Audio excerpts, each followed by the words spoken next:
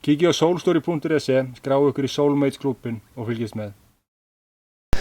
Síðan þá hvað, 4 áratuga göngu KFÍ eiginlega bara lokið. Hvernig líður þetta?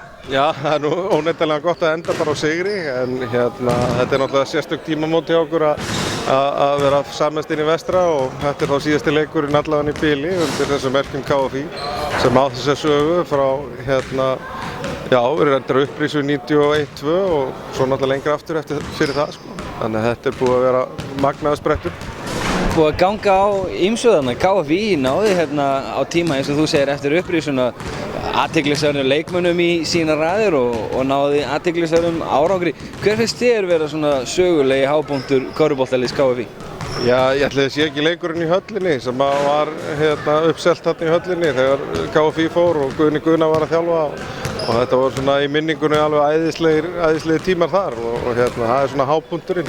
En það eru náttúrulega fullt af litlum sætum sigurum í þessu. Það er náttúrulega að komast upp úr annarri deildinni í þessari tilraun sem við fórum. Það var náttúrulega mjög skemmtilegt og svo þegar Guðni kemur vestur og svona breytir svolítið taktinum í liðinu.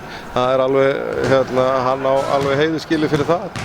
Og þannig að það eru margir merkir aðilar búin að koma að þessu uppbyggingarstarfi og ég held að það sé óhætt að segja að þetta hefur verið rússíbanaferð, bæði hæðir og lægðir. Hvernig er þessum breytingum tekið eins og fyrir vestan? Er almenn sátt og samstaða þessar aðgerðir og hverjar eru þessar aðgerðir? Þetta verður svona fjölgarinna félag og ég held að það sé almenn sátt með þetta. Þetta er náttúrulega það lítið svæði þarna fyrir vestan að þetta er í rauninni ekki hagkvæmt að reka á svona margar deildir.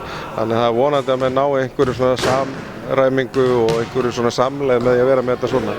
Ég bind mikla vonir við að þetta geti einfaldað ýmislegt bara í kringum yfirstjórn og annað slíkt.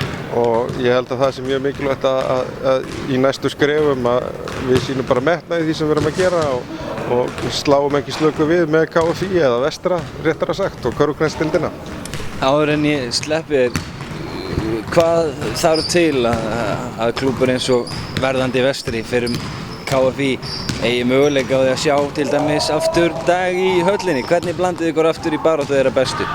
Ég held að þetta náttúrulega byrja bara á grunninum. Við þurfum að fara að styrkja ennþá frekar þennan góða grunn af þessu yngri flokkastarfi sem við erum með og ala upp fleiri leikmenn sem geta mynda kjarna í liðinu og það hefur kannski vantað undanfarin ár sterkari og breiðari kjarna heimamanna og ég held að þar byrji þetta.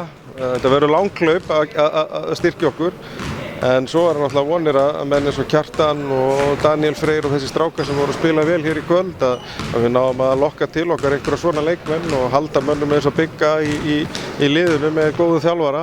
Þetta er ekkert auðvelt og þetta er kannski hljóma eins og landsbyggðarvæl að þurfa að standa í þessum jó-jó-leik alltaf en þetta er bara veruleikinn en ég held að þetta byrji og standi og falli með yngri flokkunum.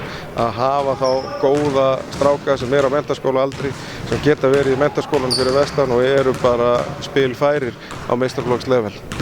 Síðan takk fyrir spjallið og til lukku með að halda sætinu í deildinni. Sjáumst sem áhorfendur á vestraleik á næsta tímabili. Já, nákvæmlega, vestri, áfram vestri.